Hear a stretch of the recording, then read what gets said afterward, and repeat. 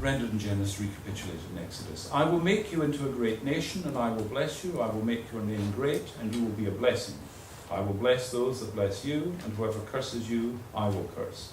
And all peoples on earth will be blessed through you. And then in Exodus, I shall take you as my own people, and I will be your God.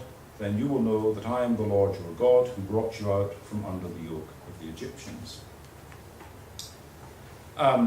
Here, we're just having a picture, of course, is not that event, but one of these periodic efforts to re-establish the covenant through the breach and so on, infidelity on the part of the Israelites. This is Moses, but the reason I have this particular image, of course, is because it's one of the annals of the baptistry here in Florence. So the actual and presupposed content and its implications of that covenant are clear enough.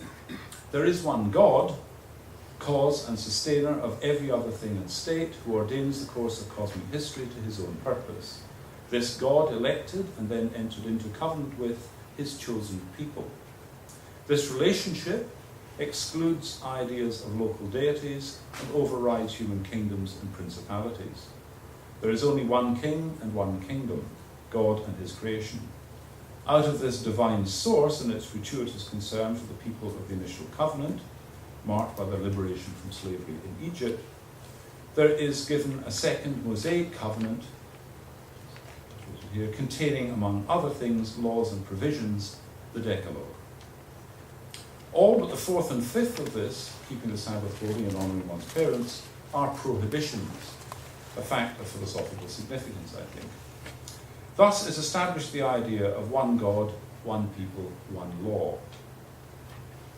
Judaism, however, was a tribal religion, and the covenants were restricted to that population.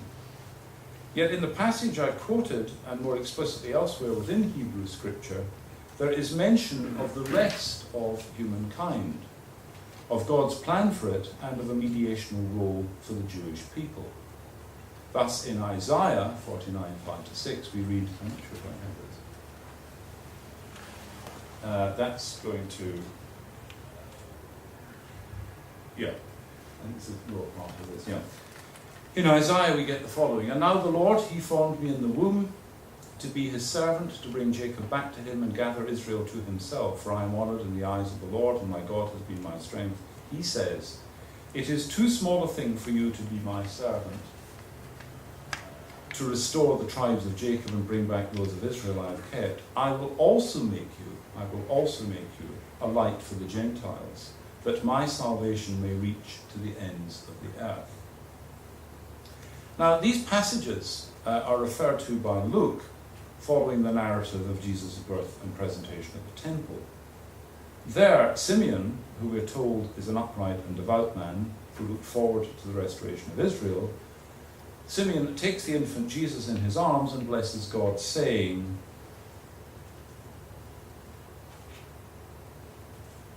Now, Master, you are letting your servant go in peace, as you promised, for my eyes have seen the salvation which you have made ready in the sight of the nations, a light of revelation for the Gentiles and glory for your people Israel. In salvation theology, the incarnation of the Son of God, there is the presentation, another Florentine image from San Marco, Fra Angelico's rendering of the presentation, and Simeon here holding the figure of the infant Jesus. In salvation theology, the incarnation of the Son of God in the person of Jesus serves three purposes. First, restoring the repeatedly breached covenant between the Lord of Abraham and the people of Israel. Second, making atonement to the Father for the sins of humanity more generally.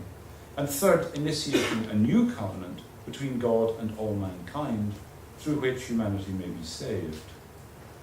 So far as present matters are concerned, the point is to note that Christianity preserves and extends the idea of providential monotheism and of moral command. It preserves and extends the idea of one God, one law, but now all people. So returning to philosophy and to a period perhaps a century or so after the writing of Isaiah, we find in Greek culture a move away from mythic and heroic poetry as modes of explanation of the world and of human nature, and towards speculative and practical theorizing. Two moments in this movement towards philosophy are relevant for these purposes. First, the attempts in the 6th century among the pre-Socratics to answer such fundamental questions as where everything comes from, whether reality is many or one, and whether what happens is accidental or necessary, and if necessary, whether this is due to force or reason, all of that. And the second moment comes in the following century with a shift in talk of virtue from natural context to political and educational ones, and the development of itinerant teachers of self-styled virtue, the sophists.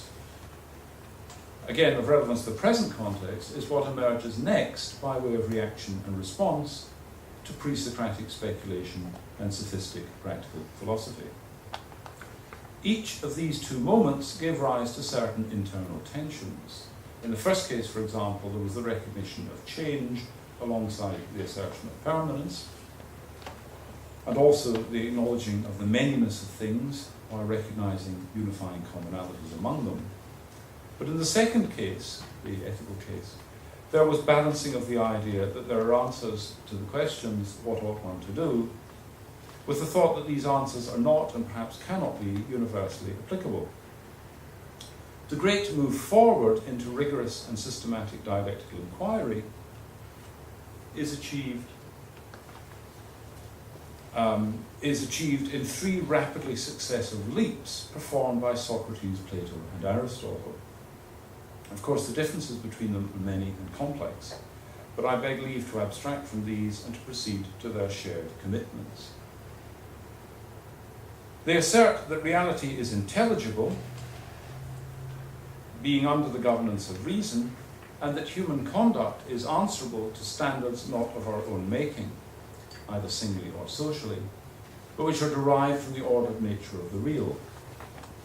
In short, and analogously to the writers of Hebrew and Christian scripture, the Greeks now assert the reality of mind as a principle of cosmic order, the objectivity and unity of truth as a proper measure of correctness in thought, and the good as a proper ground of human law. And we might summarize that by saying one reality, one truth, one moral foundation. Now I turn last to the inheritors from the Greeks of the mantle of reason and civilization, the Romans. Roman religion was polytheistic and syncretistic, attributes generally denigrated in Hebrew scripture. Yet prior to the Jewish war leading to the destruction of the temple in Jerusalem, Jews in Rome and across the empire were generally tolerated, though their dietary laws and disavowal of temple imagery were viewed as at least odd. Subsequent to the war, however, attitudes changed. Jerusalem was brought under direct Roman rule and colonized. Jews were barred from the city, and the temple was maintained in ruination in the early period. Was maintained in ruination, and in the early period, Christians were barely distinguished from other Jewish groups. But soon they were differentiated, deemed atheists for not making sacrifice, deemed atheists by the Romans, for not making sacrifice to or celebrating Roman deities, and made subjects of particular persecution. Now, by stages, of course, converts were won, and Christian influence grew, reaching the period of Constantine's conversion in the early 4th century, by which time Christianity was the dominant religion in the empire, then being adopted as the state religion in 380. Through this period, Roman philosophy, which drew from the Greek schools, oriented itself more to the practical than to the speculative, more, as it were, to the ethical than the metaphysical. In particular, it influenced Roman thought about law. And by the way, there's a very interesting parallel here with the history of Islamic philosophical thought and its reorientation away from the metaphysical to the ethical. It influenced Greek ethical thought as appropriated by the Romans, influenced thought about law, which had developed in prior centuries out of a religion-oriented form of civil law that applied only to Roman citizens. While Plato and Aristotle both concerned themselves with forms of constitution and the role of law in maintaining order, neither of them developed a science of law, a systematic articulation of first and derived secondary principles. That, however, is exactly what the Romans did, applying Greek ideas to develop in the first 2.5 centuries of the Common Era what later came to be known as classical Roman law. Within this are elements of citizen law, jus civile, applicable to Roman citizens, and of the law of peoples, applicable to foreigners in their relations with citizens. These corresponded to various statuses, such as that of a Roman citizen and that of one who lived under the laws of another authority. An important element of Roman jurisprudence was the objectivity and universality of natural or true law, as here expressed in a famous passage from Cicero's De Republica. There is a true law, right reason, which is in accord with nature. It applies to all and is unchangeable and eternal. By its commands, it summons men to the performance of their duties. By its prohibitions, it restrains them from wrongdoing. It will not lay down one rule at Rome and another at Athens, nor will it be one rule today and another tomorrow. But there will be one law, eternal and unchangeable, binding at all times upon all peoples. And there will be, as it were, one common master and ruler of men, namely God, who is the author of this law. Here, by the way, is Cicero from Uffizi. Now, by God here, Cicero means something closer to the Greek idea of an overarching cosmic mind than to either the pantheon of Greek popular religion and the related Roman idea of personal deities, or to the Judeo-Christian notion of a supreme personal God. But by stages, his notion would be brought into alignment with the monotheistic conception, that being achieved through a synthesis begun by the Church Fathers, realized most fully in the thought of the medievals, and then presented most prominently and effectively in the work of Thomas Aquinas, again another Florentine image, in Spanish chapel, in whom one can see Hebraic monotheism, Greek aletheism, Christian incarnationalism, and Roman legalism fully integrated. The one God, the one truth, the one incarnation, the one as well salvation for all, and one law for all. Even so, one can hear in Cicero's words something close to an echo of a formula stated above. And again, I repeat, one universal reason, one truth, one humanity, one law. Now, in considering George's 3 pillars of a decent society and what supports them, one may be led to identify a more extensive, historically developed normative ground comprised of 4 foundational elements, as I have just here suggested, 2 religious and 2 broadly philosophical. These were subsequently fused into a normative philosophical come theological anthropology, an account of human nature, out of which modern notions of the dignity of the person, the value of the family, and the need of just law and government were developed. George's claims about the nature of and the conditions for a decent and dynamic society are not presented on the basis of historical analyses and argumentation, and are addressed to contemporary audiences. But in considering them, I think it's possible to recognize a duality of viewpoints. On the one hand, there's an evocation of conservative, quote, conservative moral values, human dignity, traditional marriage and the family, just law and government. On the other, there's the invocation of the benefits of the market economy and of free enterprise.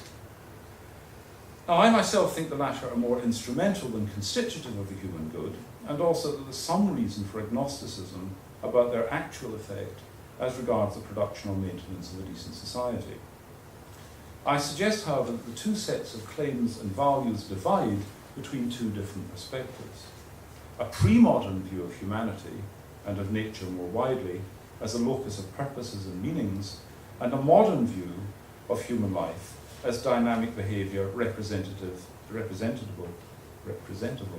in terms of the exercise of instrumental rationality deployed in the production and distribution of objects and activities. I think, in a way, George is more of a modern than he perhaps himself realises. My point here is not one of opposition, however, but rather the suggestion that there might be a case for bringing the dynamic within the scope of the decent, not contingently, as he seems to anticipate or hope for, but constitutively. And the key to this will be an analysis of the good of productive labour. This is an important theme of 19th century writings in response to industrialisation and alienation, not only in the writings of Marx and of English socialists such as Ruskin and William Morris, but in papal statements as well, most famously in the encyclical Rerum Novarum. Leo XIII connects the rights and responsibilities of work to the defence of the institutions of ownership and private property, the natural right and purpose of marriage, and the true society of the family.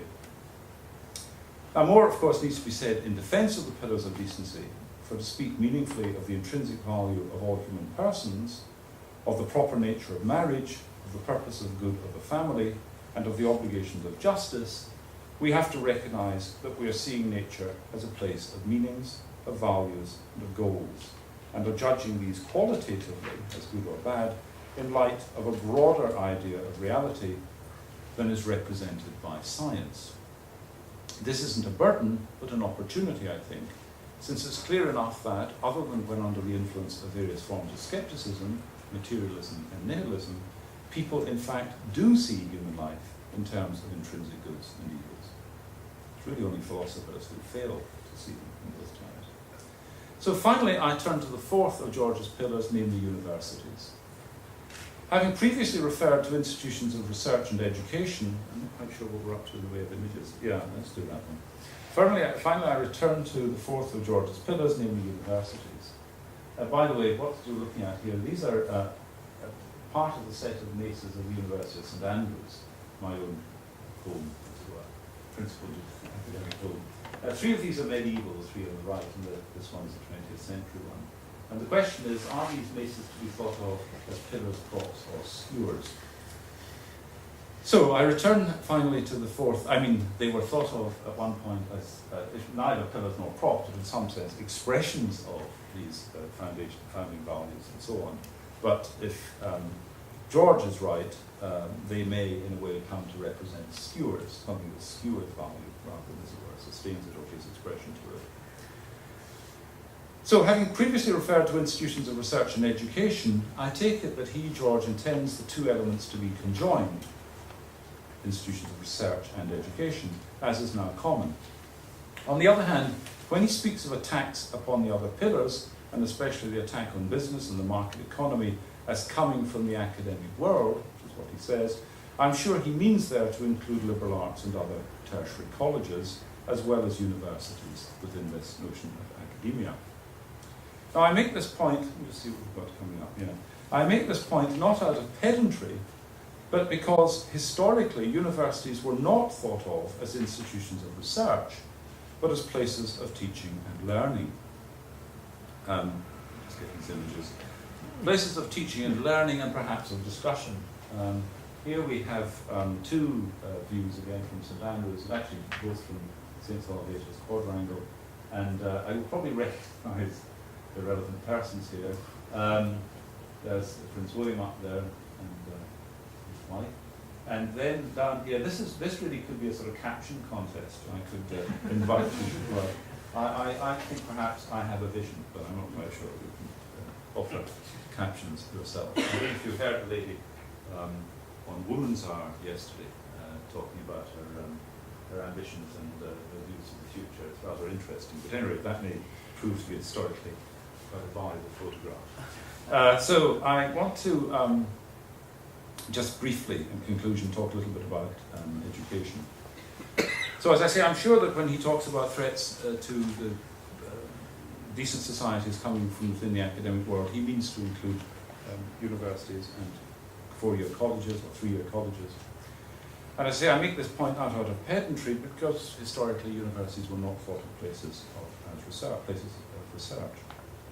The research university, where undergraduates may be accommodated but are seen as constituting the first level of an institution, the highest purpose of which is inquiry directed towards discovery and the acquisition and transmission of new knowledge, that idea is one of recent invention. In fact, it's only really invented at the end of the 19th century. Moreover, even as the seeds that were being sown, others sought to uproot and discard them. Even as that notion of the research university was being born, others were fighting it. To cite only the most famous of the 19th century writers on the nature and purpose of universities, John Henry Newman. Newman writes as follows in the preface to his idea of a university. A university is a place of teaching universal knowledge. This implies that its object is, on the one hand, intellectual, not moral, and on the other, that it's the diffusion and extension of knowledge rather than the advancement. Rather than the advancement. There's something missing there. Maybe I should have said rather than the acquisition of it. Anyway, rather than its advancement. Rather than its advancement. If its object were scientific, maybe, yeah. Oh, I see, I just missed that. The advancement of it, that's fine, yeah. If its object were scientific and philosophical discovery, I don't see why a university should have students. If religious training, I don't see how it can be the seat of literature and science. Now, there isn't any time to analyse the function of universities and their relation to higher education and scientific research, but it's relevant to note that there may be a connection between the dramatic expansion of the university sector, the higher education sector more generally. This, by the way, I'm not going to read it out now, but this is a quotation from John Stuart Mill's address to the students of St Andrews in 1867, an address that lasted 3 hours, by the way. There may, I think, be a connection between the dramatic expansion of higher education, the higher education sector in the West, including its aspiration to conduct research, and the development of challenges to traditional understandings of the human person. Not only of the human person, but of marriage and of the family, and of law and of government. There are liable to be consequences in shifting from the Newman idea of the university, or the college, and of its academic as a teacher whose scholarship is in the service of understanding better the things he teaches, from that idea to the idea of the academic as one who challenges existing conceptions, breaks through the carapace of settled understandings, revealing new truths, which is the rhetoric of this. It's not, of course, necessary that research be revolutionary with respect to existing understandings, but there are psychological and market motivations towards novelty. This just represents, again, I'm just using domestic imagery, domestic for me at any rate. This is St. Salvator's College, seen from the exterior and then from the interior, an 18th century rendering, a 20th century photograph.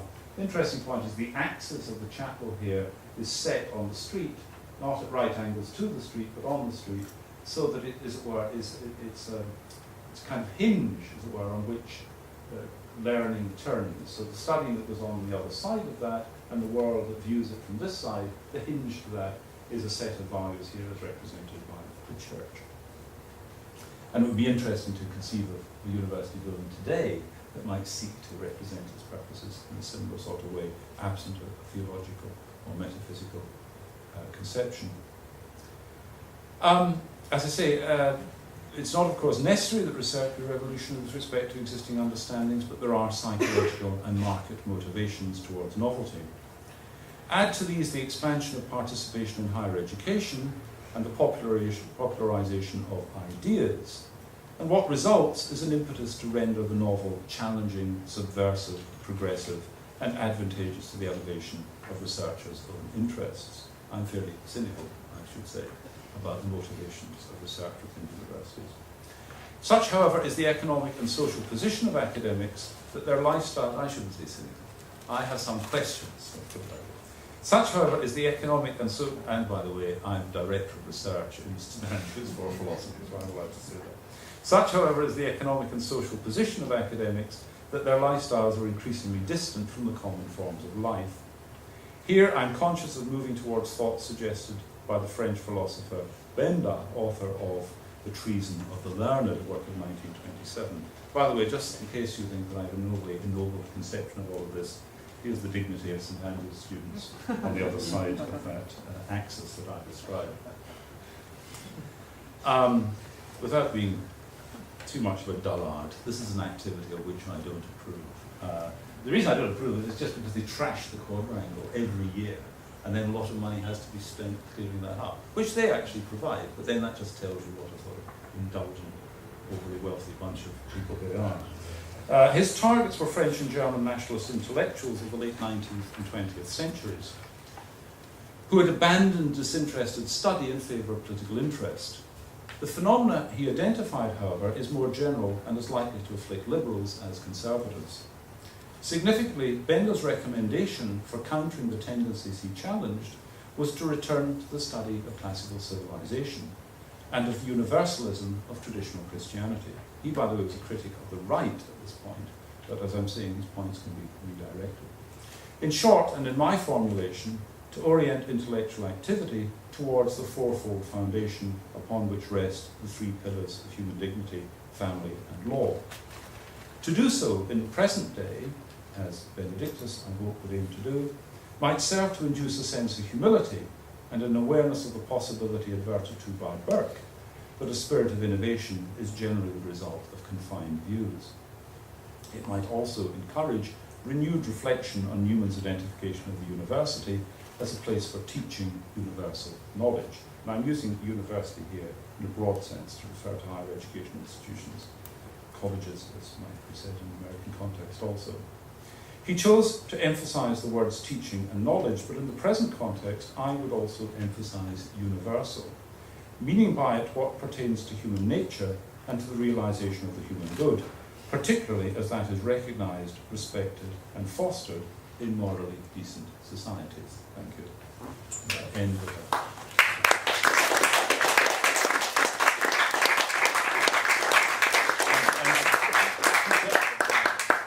Just to render our students in a more dignified and nostalgic pictorial representation, here's the pier walk.